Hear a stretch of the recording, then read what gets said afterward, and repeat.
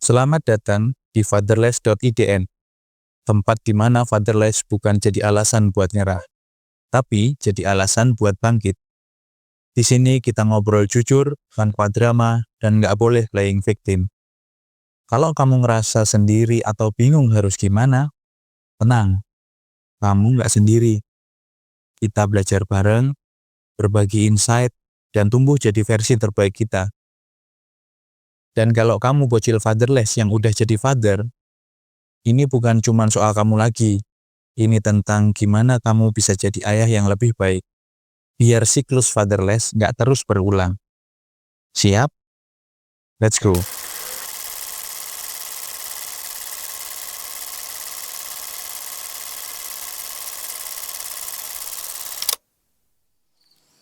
Aku pernah ada di titik di mana aku gampang banget marah.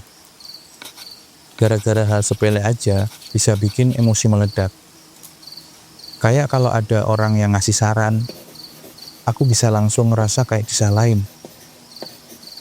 Kalau ada yang bercanda sedikit, aku jadi ngerasa diejek, baperan gitu. Aku jadi gampang tersinggung, gampang defensif. Ternyata setelah aku baca dan banyak ngobrol sama orang-orang yang ngalamin hal serupa, ada pola yang sama. Banyak anak fatherless yang ngalamin ini. Kenapa bisa gitu? Aku bakal bahas di video ini.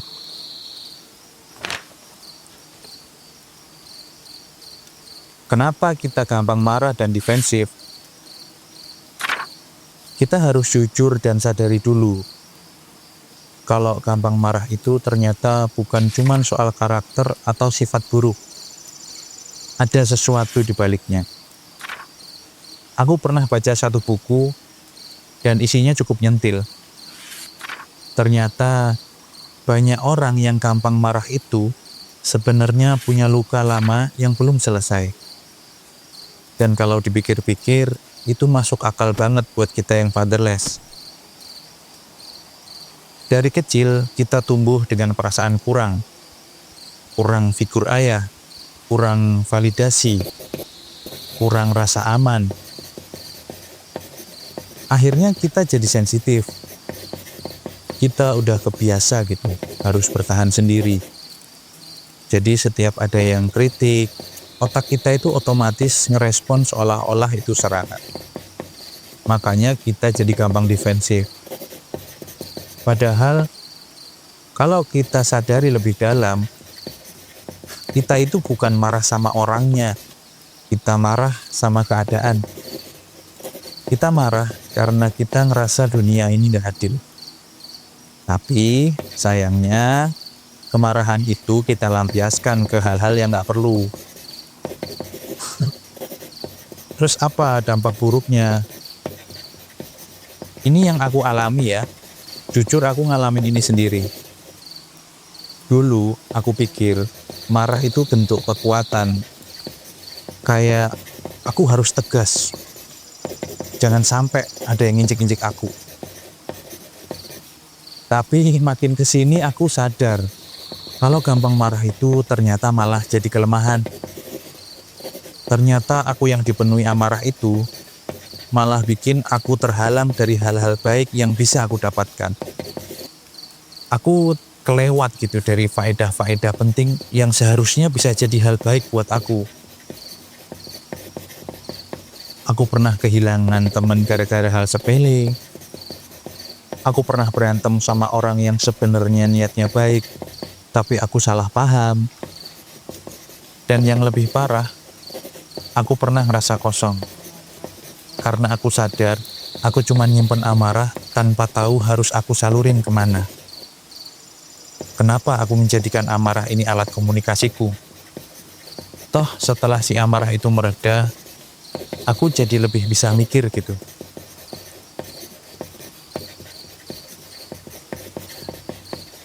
Jadi kalau kamu ngerasa gampang marah dan defensif, coba pikirin. Apa marah ini benar-benar karena orang lain yang salah? Atau sebenarnya ini tentang sesuatu yang belum selesai di dalam diri kita sendiri. Oke, terus gimana cara ngatasinnya? Kalau aku bisa flashback dulu gitu, sama kondisiku di masa lalu, mungkin aku akan ngomong ke diriku kayak gini.